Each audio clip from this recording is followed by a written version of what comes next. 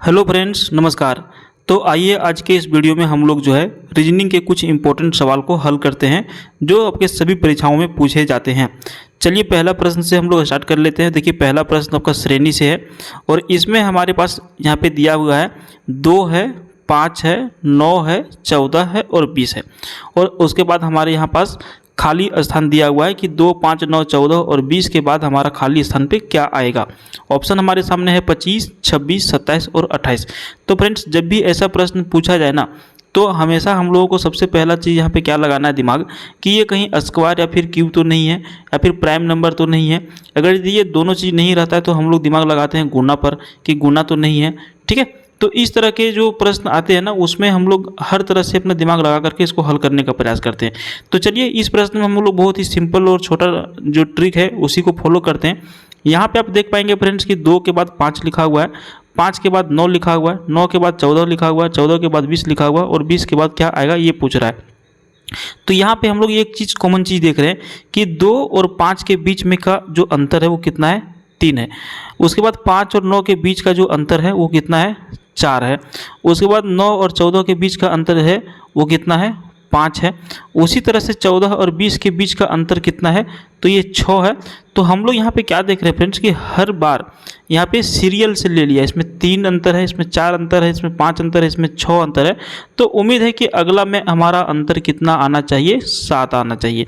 तो अगर यदि हम अगला में अंतर 7 लेते हैं तो हमारा यहाँ पे खाली स्थान पे क्या आ जाएगा, 27 आएगा।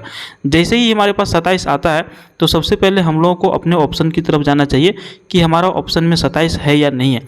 तो हम यहाँ पे देख रहे हैं ऑप्शन सी हमारा जो है 27 है, तो यही हमारा आंसर हो जाएगा। ठीक है, चलिए अगला प्रश्न की ओर बढ़ते हैं फ्रेंड्स।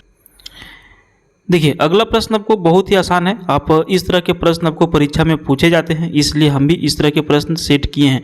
बहुत बार आपको ऐसे ऐसे वर्ड देखने के लिए मिलेंगे ना, आपको लगेगा 4 वर्ड रहेंगे, 4 में से 2-3 के बारे में आप जानेंगे, 1 के बारे में नहीं जानेंगे। हालांकि ये सारे वर्ड इजी हैं, इसीलिए इसको हम लोग तुरंत हल कर लेंगे। देखिए पुस्तक का जिस तरह से संबंध है पढ़ने से, ठीक है, पुस्तक का हम लोग पुस्तक हम लोग क्या करते हैं, पुस्तक को हम लोग पढ़ते हैं, उसको देखते नहीं हैं, है ना। तो जिस तरह से पुस्तक का संबंध पढ़ने से है, उसी तरह से भोजन का संबंध किससे होगा, तो भोजन का संबंध होगा खाने से। ऑप्शन बी आपका यहाँ पर बिल्कुल सही उत्तर हो जाएगा।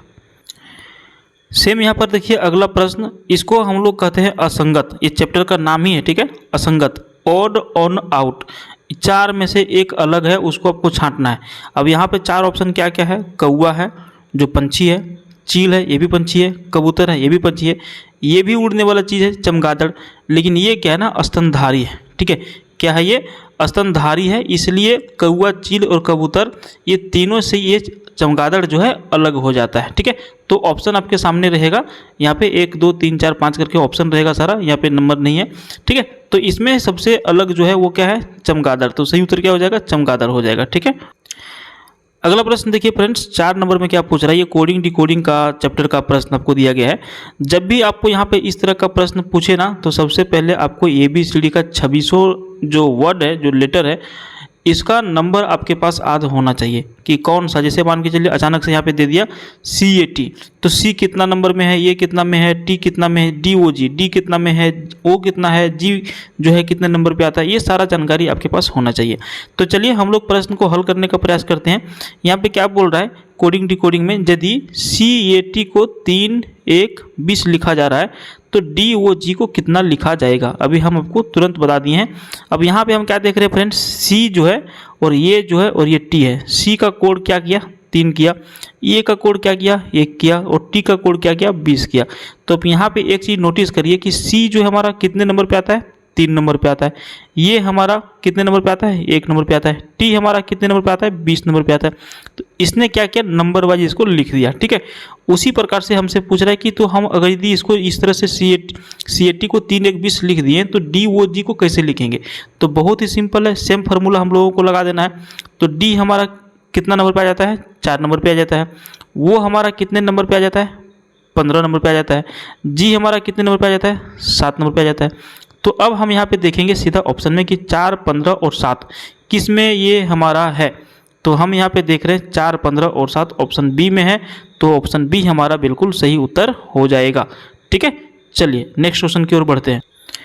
देखिए, दिशा ज्ञान से संबंधित प्रश्न आपको पूछा जाएगा, ठीक है। और ये एक प्रश्न आपके पास जरूर रहेगा। हालांकि ये जो प्रश्न है थोड़ा सा इजी है और हम लोग देखिए बहुत ही कम समय में इसको हल करने का प्रयास करेंगे। कभी भी अगर यदि आपको दिशा से, डायरेक्शन से संबंधित प्रश्न पूछा जाता है, आपको कुछ नहीं करना है, सीधा आपको एक इस तरह का चिन्ह दे देना है। यहाँ पे उत्तर लिख दीजिए, यहाँ पे दक्षिण लिख दीजिए, यहाँ पे पूर्व लिख दीजिए, यहाँ पे पश्चिम लिख दीजिए। उसके बाद जैसा जैसा प्रश्न आपको पूछता है उसके हिसाब से आप इसका आंसर देते चलिए, ठीक है।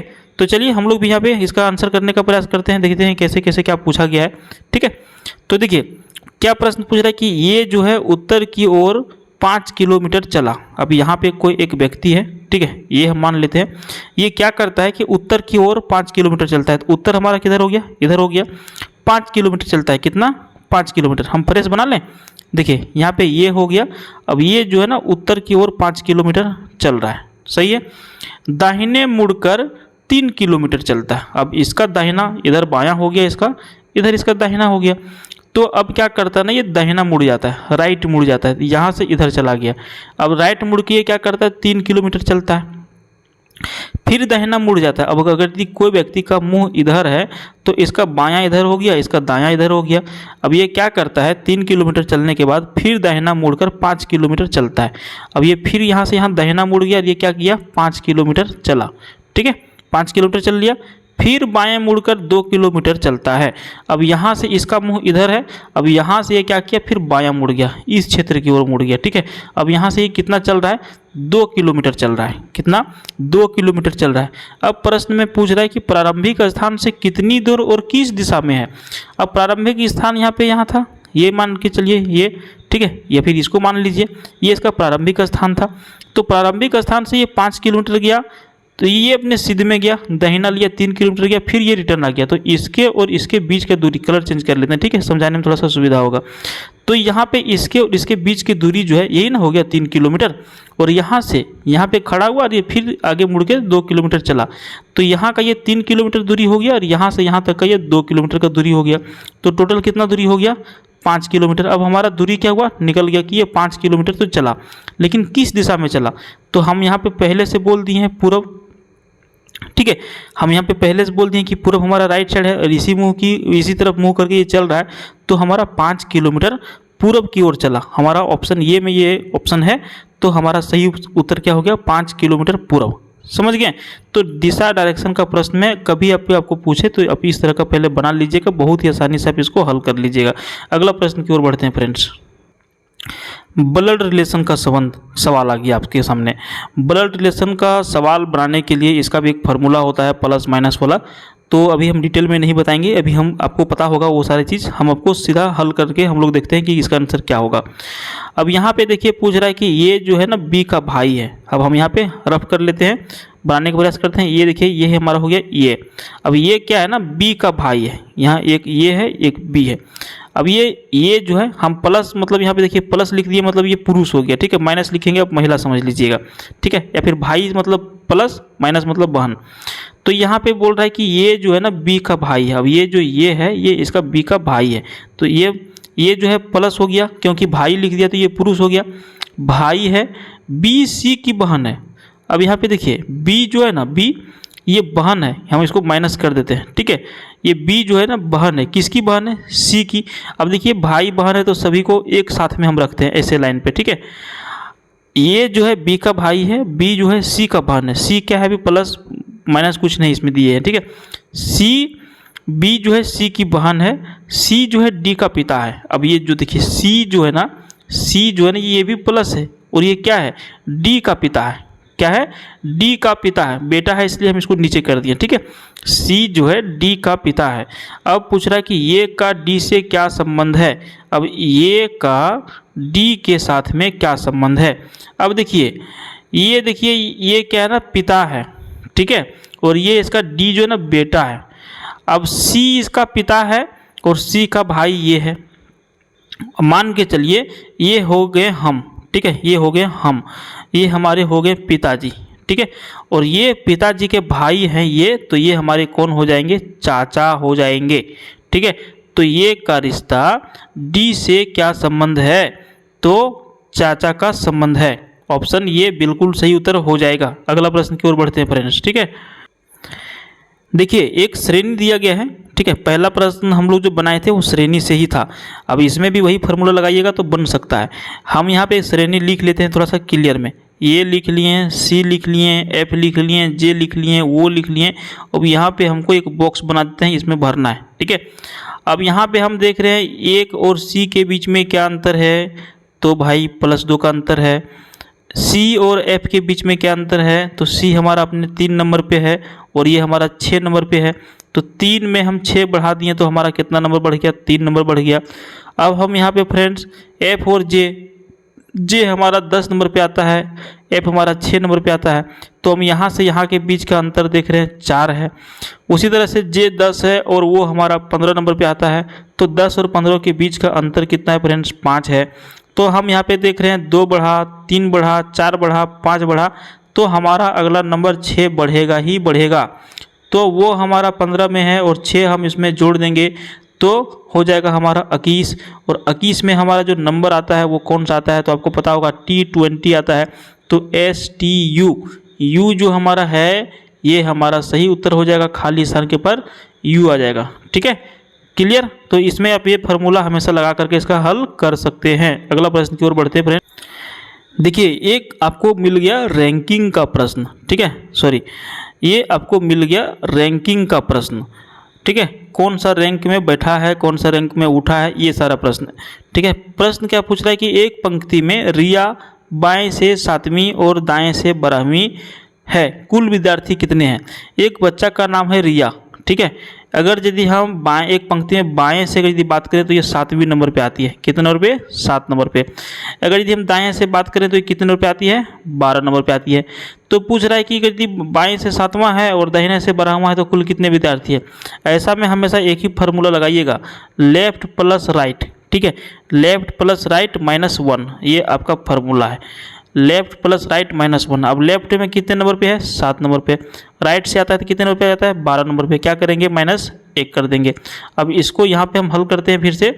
देखिए अब यहाँ पे 7 + 12 कितना हो गया, 19। यहाँ लिख दें, देखिए 7 और +12 कितना हो गया, 19। 19 में -1 कर देंगे, कितना बचेगा, 18। तो बच्चों की संख्या पूछा जा रहा है कितना है, तो बच्चों की संख्या है पंक्ति में 18। सही उत्तर ऑप्शन सी। आगे बढ़ते हैं।